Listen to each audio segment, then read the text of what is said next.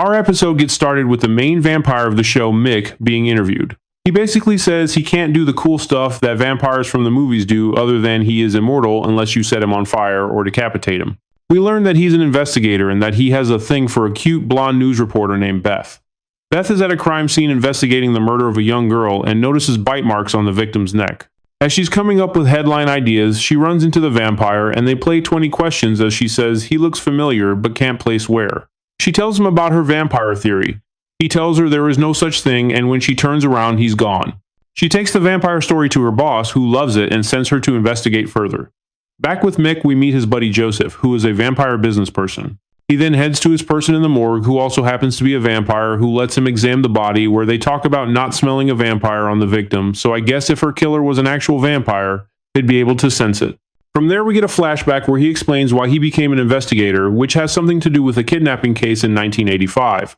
At the home of the homicide victim, we see Beth snooping around. She turns around when she feels someone behind her and nails Mick with a bottle.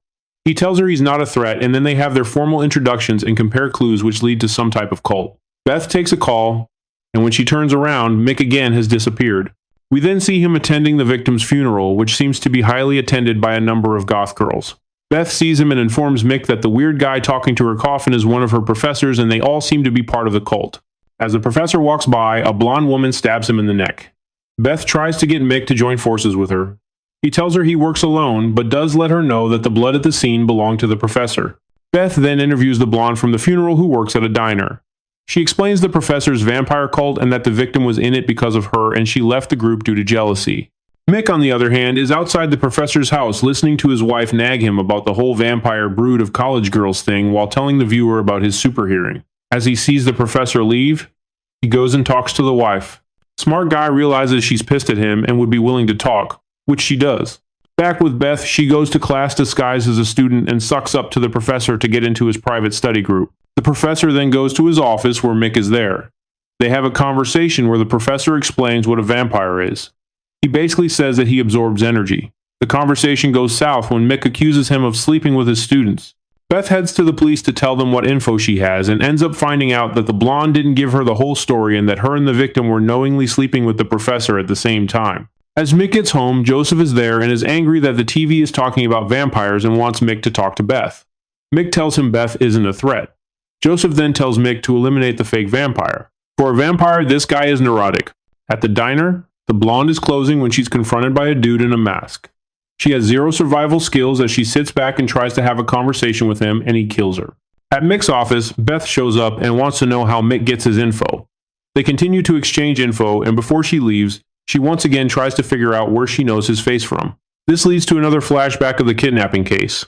This time we see that the woman who kidnapped the child was the vampire who turned him, who was apparently obsessed with him. Next, we see Beth nag her camera person for how long he's taking to put on her wire, accusing him of enjoying it too much. Meanwhile, Mick heads to the diner and finds Chloe's body in the same outfit as the previous victim along with the killer's mask. He takes off feeling that Beth is in danger. Beth follows the professor's assistant down a corridor and to a boiler room, which should probably be a red flag. They arrive to the study group where the professor is talking about how important screwing is to a group of girls. She thinks she missed the session, but he tells her that her session will be one-on-one.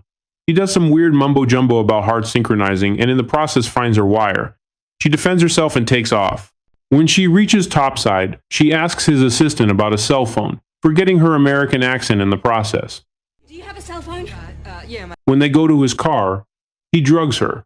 Back with the professor, Mick shows up and confronts him, even fanging out. He tells her that she left and Mick takes off. Back with Beth and the assistant, he goes on a whole Scooby-Doo villain rant explaining his plan before Mick catches up to the car they're in and wrecks it. Beth gets knocked out in the wreck while the assistant gets out carrying a knife. Mick, who got injured being thrown off the car, goes to save her and gets impaled with the knife. Mick pulls it out of himself and tosses the guy into a light pole. We then head back to the flashback where we see Mick's ex attack him for not wanting to be with her. They have a knockdown drag-out fight while she also tries to force herself on him, so I guess she's into rough stuff.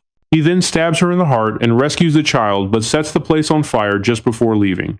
He looks back and sees his hottie ex burning in the house. We then get the big reveal that the kidnapped girl was Beth as a child. Beth then wakes up on his couch saying she remembers everything she saw both as a child and that night, but Mick convinces her she just got knocked on the head. The episode ends with Mick hugging her while talking about not wanting to be seen as a monster, even though technically this means he went and thought, you know that 8-year-old I saved a long time ago was kinda hot?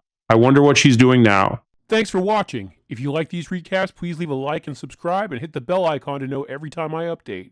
There is now an option to be a channel member where you'll get access to exclusive recaps from late night vampire catalogs like Showtime, Cinemax After Dark, USA Up All Night, and much more.